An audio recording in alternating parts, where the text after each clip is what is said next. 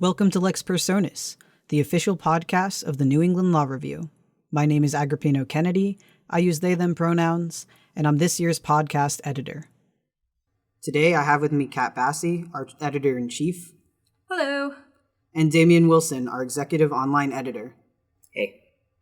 Our discussion today focuses on diversity in law reviews. A 2012 study from the New York Law School Law Review found that while women represented roughly half of the population of law students at the time, only 31% of editor-in-chief positions were held by women. Further, 58% of law schools reported to a study by the Law School Admissions Council in 2021 that LGBTQ students made up only 10% or less of their student population, with no studies available reporting on transgender or gender-diverse people in law review e-board positions. This is a complicated issue amongst law schools and specifically law reviews. And today we will hear from Kat and Damien on their experiences being members of our law reviews e-board, with the backgrounds that they come from. Kat, Damien, please introduce yourselves. Hello, my name is Kathryn Bassey. I use she/her pronouns, and I am the editor-in-chief. I identify as female. I'm a woman, and I'm also a member of the military, which is another thing that relates to this a little bit. Happy to be here. My name is Damien Wilson. I'm going into my third year at New England Law Boston. I'm the executive online editor. I am a first-generation, non-traditional law student. And I use he/him pronouns, and I am female to male transgender. Thank you, guys. So, the first question I have for you is, how have your identities impacted your law school journey? Do you want me to start, Damien? Okay. I think for me, especially at this school, it's been a little skewed because at New England we have more people who identify as women as students than men. So I feel like my experience might not be the same as a lot of other people at other law schools experience. But I would say that as a general rule, at least at New England, everybody as a whole is very supportive of each other. And I can't speak to any personal instances that I've had that were negative. However, they do happen. As women, we do sometimes have to work around times where we're looked down on, and just especially like from an intelligence perspective. And there's been a couple times in classrooms where I've seen that happen to other people, where somebody will put down a woman or anybody who doesn't identify as male, honestly. I've seen it happen. I'm fortunate. I haven't had that experience, but in the law school arena. But it's definitely something that a lot of women and anybody other than a man has to deal with at times. I think it's a really hard question to answer, just because there are many different ways of looking at it, just kind of like Kat was explaining. For me personally, I am also from Canada, so being an international student and coming from a place that was, even more conservative like Alberta, it was a different way of looking at it in comparison to maybe what others have had to deal with. And I'm a true component and believer that I can't speak for everyone in the LGBT plus QIA plus community, and I can't diminish others who have dealt with a lot worse than what I have. However, one of the things my parents told me when moving here was, don't tell anyone. Don't tell anyone that you like different, either the same or different sexes, and don't tell anyone that you are female to male trans, because there is so much rampant violence and anger towards the community and towards people that are transitioning or who identify as non-binary. And even growing up, it was one of those things. As a woman, I was emotional, outrageous, but then as a man, I was just gay, right? And against God. So there have been instances where, especially showcasing and being proud of who I am, people whispering under their breaths, having different things, having comments of, why. And it's shaped my law school journey in the way that not wanting to be afraid, and especially being so open prior to coming here, it's only made it so that I want to do more. It's made me realize more of what I want to be and where I want to support not only those in my community, but other communities who are underrepresented and undervalued. And no matter who you are and no matter what it is, it shouldn't dictate where you go. I think you both point out that experiences vary from individuals, but community-wise, I think we do have a problem in academia at large and in law school of your identities impacting how people see you. And I wonder if either of you kind of came into law school with a certain expectation of how you might be treated and whether that impacted how you entered. I think for me, I felt like I was going to have to work hard to prove myself. And a lot of that came from previous experience with the military. And for a little bit of background, I'm in a certain program that allowed me to defer my active duty commitment so that I could go to law school. And we had to apply for it. The same people who were in the college program that I was in, the officer training, whoever wanted to go to law school right away had to apply for it and compete for it. It was very competitive. And at the end, when I think there's only 30 of us that got it. And I believe only 5 of us are female. And so even right there, that was something that I can't speak for them because I haven't talked to them about how they feel about it. But at least for me, it's very intimidating. And we're still competing with each other because our spot in the JAG Corps is not guaranteed at all. So I came in thinking, aside from the fact that I'd have to compete with everybody in this school, I was competing against 25 men who are stronger than me. And I don't know how much smarter they are than me, but they might think they're smarter than me, or they might not. It's hard to anticipate what the situation was going to be. And I tend to assume the worst all the time in everything that I do. And so when I came here, I was thinking, not only do I have to prove myself to them that I'm worthy of being in this program and of their respect and my place in the JAG Corps, I also have to prove it here. And I think I carried that in a little bit, and I might have been a little bit hard on myself, but I think that as a general rule is how a lot of women feel, especially coming to anything in higher academia. Like, it's just something that it's almost like at least for me, it's like a default, like give them my absolute best no matter what, so that for the purpose of getting respect and just being able to feel like that I'm being treated equal. And again, here I've had a very positive experience, and I'm lucky, but I don't know how other people have experienced it at this school. And it might just be who I associate myself with and who I've crossed paths with, but that's definitely how I felt coming in. I think it's difficult to answer, more so, again, coming from being very open and not really having a whole lot directly to my face happen. It made it so that, like I said, my parents warned me, and it's because they were scared. And they were scared about how people would treat me and me being alone here and coming in and them being so far away. With that being said, in the beginning, it was trying to be more masculine, trying to be more of that average male that we would think about. And it was probably a good first semester where I kind of said, why am I doing that? Why am I trying to conform to what other people are? And looking at some of the students that were there and some of the comments they would make about, in class, to teachers and professors, about different races and ethnicities and gender, and how certain people deserved what they got in a case because of their gender or ethnicity, made me realize just how much is there and how we can't do that same kind of idea anymore. And I think Kat has a really good point where I think we are very lucky here in Mass, where there are a lot of people that are very, very respectful and a lot more open in comparison to other schools and other states. Do I think we're perfect? No.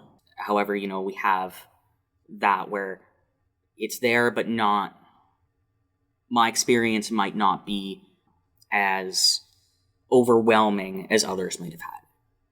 So I want to turn the conversation to law review. It's generally something that's considered a very exclusive in-group sort of situation, and usually presented as these are our best students. And I wonder if you have any thoughts or experiences you'd like to share about coming from these underrepresented identities, not just in law school, but also in law reviews across the nation. Maybe how that's impacted your experience or impacted the way that you've engaged with law review. So I will say I'm not the top of the top student. I was a write-on. We have the two different ways of getting on doing law review. You have the grade on and the write-on. I was a write-on. With that being said, I almost didn't even apply. I, at the very last moment, went, why am I putting myself down as if I can't do this? And I'm going to try, and I'm going to put my name out there. And I think that's the thing that, especially with law review and being underrepresented, is that a lot of people who are from unrepresented communities feel as if it doesn't matter because they're not going to get on anyways.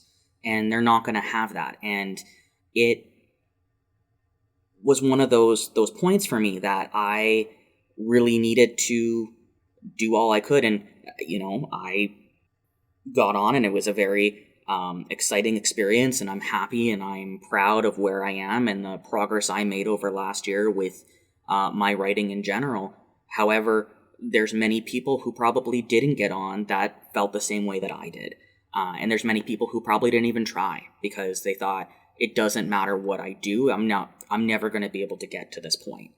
And for me, it's especially important to look at more than just the academic and more than just, how well can they write or how well can they do a citation, because a lot of that stuff can be taught. A lot of that is skills that can be earned and gained for people that really want to be there. And I think using the different ways that we are able to bring our backgrounds into it changes things. For me in my bachelor, I was a sociology major, streamline in criminology, and a minor in psychology. And a lot of the stuff I writes about emotional intelligence and the different ways culture impacts how it affects crime and how we do different things. And, it's one of those things that if we didn't have that, then that's there. So I think a big thing about me, especially feeling as if I wasn't going to get on anyways, and writing even in my personal statement, I know I'm not the top, but I tried my best and I'm going to take solace in that, is what we also need to do. It's not you were top 5, 10, 15%. Maybe you're not really good at the academic side, or maybe you're not really good at taking a test. But what experiences can you bring? And I think that is something that the entire e-board this year has also stated as well, that they want to get different diversities. They want to get people from these unrepresented areas so that we can better assist and look at law in a different way than other cultures or things might. I think for me, and I think this is something that a lot of people across the board sympathize with, is imposter syndrome of getting onto law review. And that's definitely something that I felt. And that's, that comes from a lot of insecurity, as, partly from being a woman and wondering if I'm ever good enough. And then also just because I also wonder if I'm ever good enough aside from anything else. And so when I found out I got on, it took probably about 3 weeks to finally convince myself that I had the ability to do law review, because my mom was a lawyer and everything she told me about law review was that, don't be upset if you don't get on, because it's such a hard thing to do. And it's, if you do get on, that's wonderful, but it's not every law student's experience, and that doesn't make you less of a person, basically. And so when I did get on, I was like, I don't know if I can do this. I don't know if I'm good enough. I didn't realize that I was doing that well in law school, honestly, because all I did was hear other people say how good they're doing. And I assumed, I can't be doing as good as them. And I don't think that's just me. I think a lot of people struggle with that. And I've heard a lot of people in the office say, I never, kind of what Damien was just saying, I never thought I would even get on. And I don't think that's an individual problem. And the biggest thing that I love about law review so far is how different everybody is. in a variety of different ways, because it brings so much to the table, so many different experiences, so many different writing styles and interests. And it's so cool to see how when people finally do get the confidence and realize I belong here, I deserve to be here, for whatever reason they're struggling with, and they write something that, you know, they're super passionate about and comes from so much hard work, and it's their work and it's different from everybody else's, and that's because of their experiences and all their interests. And I really love that. And it's cool to see everybody get to that point at the end of the year. And sometimes it does take a year. Especially with me, I did not feel like I deserved to get editor-in-chief compared to other people who were here. There's so many people on Law Review that could easily do this job, because we all work extremely hard, but it's really cool to see everybody kind of fall into what they like to do and what they're passionate about. So you both talked a little bit about being on the e-board, but I did want to ask specifically, you know, again, both of you come from these backgrounds that are a little bit different from what we imagine the traditional law student to look like. And how does it feel to reach that kind of high point, that prestigious place on like the e-board of a law review? And what are your hopes for it? Well, kind of what I had just said previously, I was very surprised when I got the role, and I don't want that to come off in like a arrogant way. When I say that, I really do mean that, and that's because there's so many people in our class that were so capable of the role that I was, you know, surprised, and I'm extremely grateful. I mean, this has been a wonderful opportunity, and working with Damien and Kenton and Oscar has been wonderful, and I really love the people who are on Law Review, and so it's been a really great experience. But when I first got it, I was kind of scared that, you know, there might be people that didn't think I deserved it, and I agreed with them. And, you know, that's on me, that because of, you know, I didn't think that I don't want to generalize and say everybody was going to think this, because I don't think that's true. But I was worried that there were people who, just by looking at me without knowing me and, like, you know, knowing me well, would be like, she doesn't deserve it. It should have been somebody else. And I didn't, you know, nobody wants to hear stuff like that. And I moved past that, because I don't think that happened. And that was more just an unfounded fear than anything else. But that was scary for a while. And I kind of avoid the law review office for a couple of weeks, not because I was afraid anyone would say anything to me, because I just was embarrassed almost.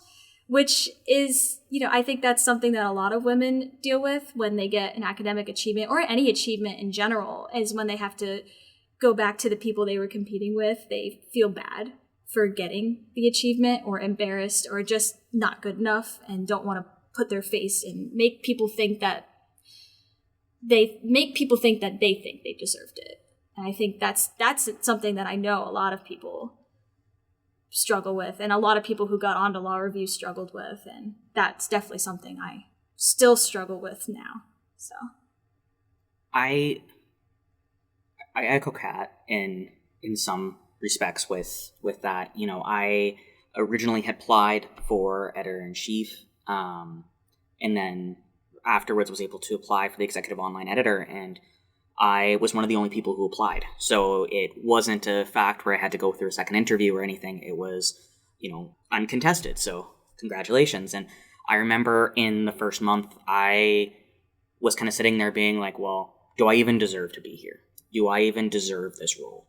Should I be doing this? You know, should this be something that really am I supposed to be here? And my first written one that I brought out, it wasn't really up to par with what certain editors wanted and the grades that came back on it. And I remember feeling like, I don't know why I'm doing this. I don't know why I'm here.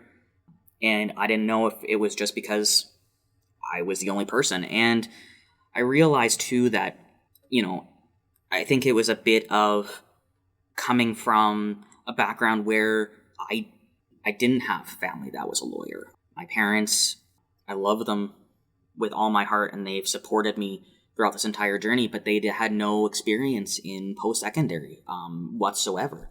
You know, I was at a point where I really didn't know what to do. And it wasn't until talking with Kat and having people that supported and coming up to me and saying, like, I'm so glad that you're on this and you're doing this and we're excited for what you're going to have and what you're going to bring, that I started to feel more confident in myself and what I would be able to do and accomplish. And, I think even in the beginning where they're like, well, you didn't get editor-in-chief, like, it sucks, like, you shouldn't have done it, like, it should have been you, it shouldn't have been Kat. And I remember in the beginning, speaking of Kat, that I had no idea who she was. I mean, I didn't really know many people. I was involved in so many organizations, but, sometimes names and faces eluded me. And, then talking to her and realizing how much she did deserve it and how much even she kind of was looking at it in a way like, why am I in this role? And, I told Professor Friedman, and I've told everyone else since, I think she was the best choice for this role, with what she brings and the background that she has.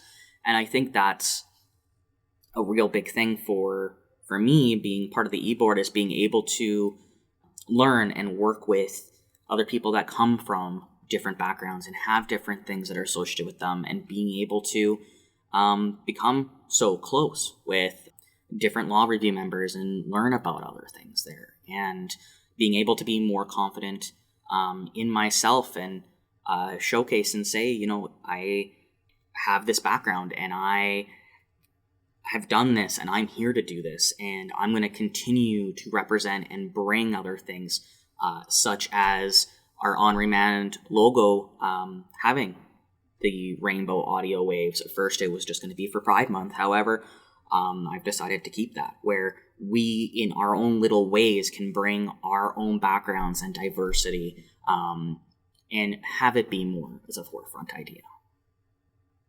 I think you've both kind of touched upon the importance of bringing in people from different backgrounds, both from the perspective of what you're brought in and from the perspective of what other people are bringing into the situation. And I'm wondering if there's anything specific that you'd like to highlight as far as what you think is something unique you bring to your position on the e-board. I think with me, something, I guess, unique for the purposes of the e-board is probably my military background. I'm not too sure how well it has contributed at this point, but I guess, I have a certain way of doing things, and it's because I've learned it, or it's been taught to me how to approach difficult situations or hard tasks in a very systematic way. And that's just kind of how I operate. And so when I do something like I break the whole task down into tiny chunks, and then I make Damien, Oscar, and Kenton show up to about 30 meetings for one task.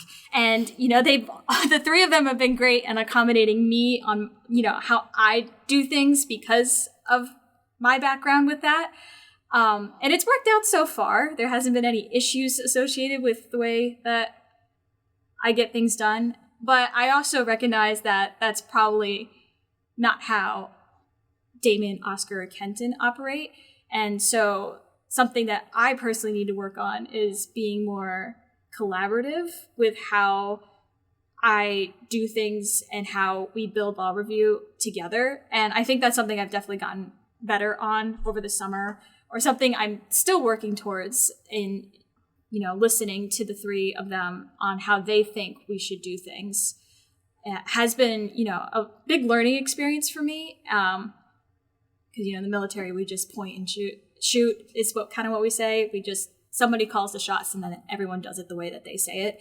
And that's not how I wanted to run law review, because that just didn't seem appropriate or right. And so this has been actually really great for me, because I feel like what I've learned from being on the e-board and listening to other people's opinions on how to do tasks differently, I'm going to bring back to the military. And I think it's going to really benefit me and how I do my job as an officer. So that's been really great. What do you mean? We never come to any of your meetings. You're just there all the time by yourself. That's not true. He's being nice.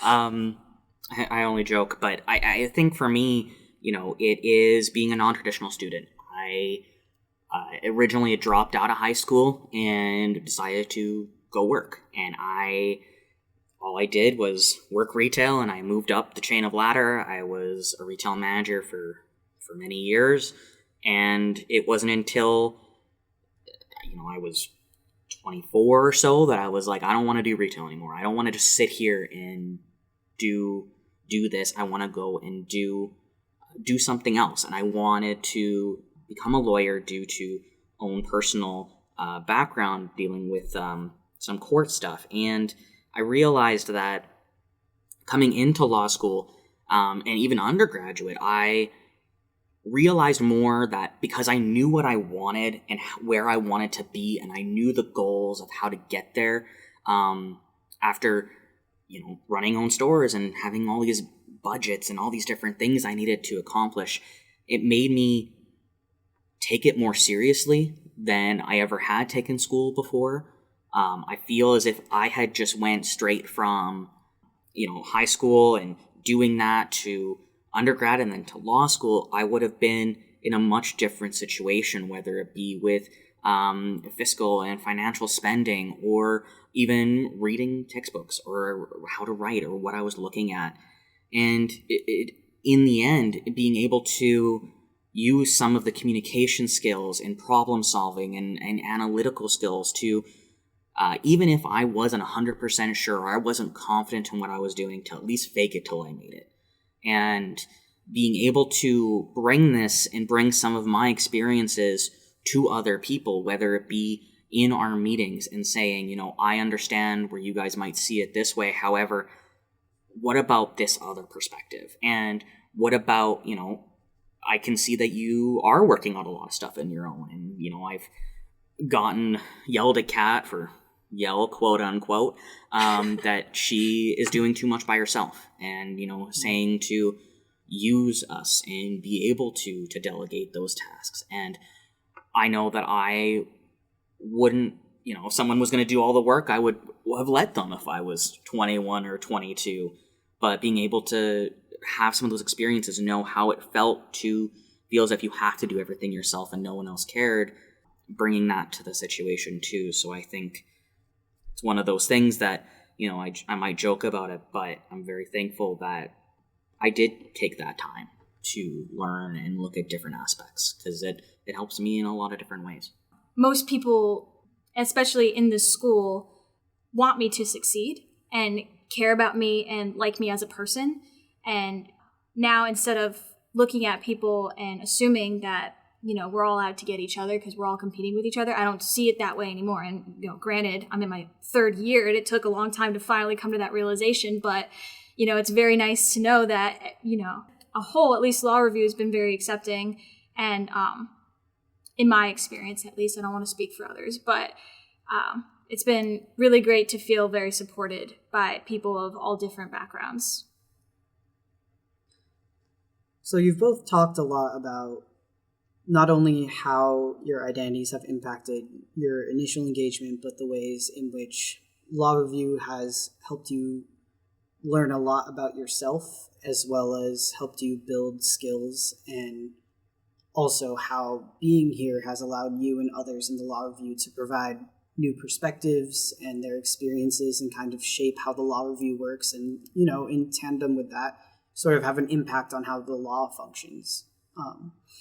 So I have a couple of questions I'll kind of put together here. I wonder, what do you think that law reviews can do to kind of make the space more welcoming to people with diverse backgrounds or who are coming from underrepresented communities? And along that, what are your hopes for the next cohort of law review associates who are coming in or who will be coming in next year? I think a big thing is encouraging people to pursue what they're passionate about and what their personal interests are. And I like how we've done it last year and how we plan on doing it this year, is allowing people for their writing assignments to pick their own topic and do their own work with what really speaks to them and what they want to share with other people. And then allowing them to share those ideas with other people. And that's something that we really want to increase is giving people the space and the opportunity to share their hard work and their thoughts and their ideas and their research with other people, and then being willing to listen, I think, is also a huge thing that a lot of people in law review are willing to do, and sit around and talk about the things that we've chosen to write about and are genuinely interested. And I mean, I haven't had a conversation with anyone who wasn't genuinely interested in what other people were writing about and working on. And I think that's a big thing. And I really hope that the next year takes what we do to try to improve that and promote that and goes even further. And I'm not sure what that would look like, but I'm confident that people have the ability to continue to build up people's passions and their passions of what they want to share with the legal community. And I hope they continue to do that later on. I think one of the first things I hope for the new associates coming in, or whoever is going to be in our positions for next year, is that they are able to be themselves, that they are able to showcase whatever background they come from and be able to present it in different ways. I think we have a lot of things that we're looking at doing, whether it be more being able to have more communication between the editorial board and the associates, or making people feel as if they are more welcome and they deserve to be here. I know imposter syndrome was a big thing, as Kat mentioned, with a lot of associates last year, and a lot of people who maybe still feel that way. And I think part of our job as the e-board is to help with that, and to help quell some of those fears that you are meant to be here and you are meant to do this. And, using our own perspectives and our own backgrounds and our own life experiences to showcase why they should be, or different ways we can look at things. So I would really hope that all the associates that come in are able to be more open and be themselves, and have a more open door policy than we did previous years, where, they look at the e-board and we're kind of these four very scary, can't open their door, don't go near them because they're going to get mad, and being able to have that. Aside from that, I just really hope that the next e-board, whoever they may be, understands that everyone is different, and everyone has their own perspectives, and everyone has their own things. And if we only allow certain people to write certain things, or if we only let law review students write on the blog, or we only care about certain students and not others, then that's not going to do anything for us. We're never going to be able to move forward. We're not going to be able to grow, and we're not going to be able to do more. And we need to understand that not everyone's going to be perfect when they first walk through that law review door, but no one ever is. And we all can work together in order to make more ideas and change not only law review and law school, but the legal profession as a whole. So we covered a lot today, ranging from your experiences on law review and in law school, as well as thoughts on how different backgrounds and different perspectives really impact the legal field. And before we go, I wanted to pose the question to you of whether you have any final thoughts you'd like to share about law review or our topic today, or any reflective thoughts from our conversation. I think the biggest thing for me is that I'm just grateful to be here for a lot of different reasons. For my own personal growth, as I've talked about, I've learned a lot about myself and have learned a lot of skills and other things that I want to continue to use and bring in my career for the rest of my career. And I'm extremely grateful to work with the people that I work with, including, the e-board that I work with so closely, and just the other people, the editors and associates of Law Review. I continue to learn more than I thought was possible about the world and different backgrounds from just having conversations with people or reading their notes and things that they're passionate about. And I don't think that's something that I would have gotten anywhere else if I didn't go to law school and if I wasn't on Law Review. And, I recognize it's a privilege to be on Law Review, and it's a privilege to be the editor-in-chief. And every day I'm grateful for the support that I've gotten from everybody. And, I feel like that we're all very friendly with each other and willing to listen to each other, which I think is wonderful. And I want to make it clear that I'm just happy to be here, and I'm happy to be on this podcast too. So I echo a lot of what Kat said. I'm very grateful and happy to be in my position and to be able to be here and do what I do every single day and work with the people I do work with. And I think the biggest thing for me, other than loving the fact that the e-board loves and laughs at all my bad jokes, is the fact that everyone who listens to this, whether they are a law student, a prospective law student, they were a law student, they feel as if they didn't do well enough, that you deserve to be here. You did everything that you could, and even if you didn't get the grades you wanted, or even if you didn't get on law review, no matter where you are, you deserved that. And you deserve where you are now, and how well you did or didn't do in school is not representative of who you are. And if this podcast can be anything to anyone, is to remember that no matter who you are and no matter where you come from, or what you identify as in any shape, way, or form, you're still human. You're still a person, and you should be proud of the individual that you are, as hard as that can be sometimes. And I think even myself, as much as I tell everyone whenever I do a school tour, your grades aren't going to be indicative if you become a lawyer. If you're not in the top 5%, doesn't mean that you're a terrible person.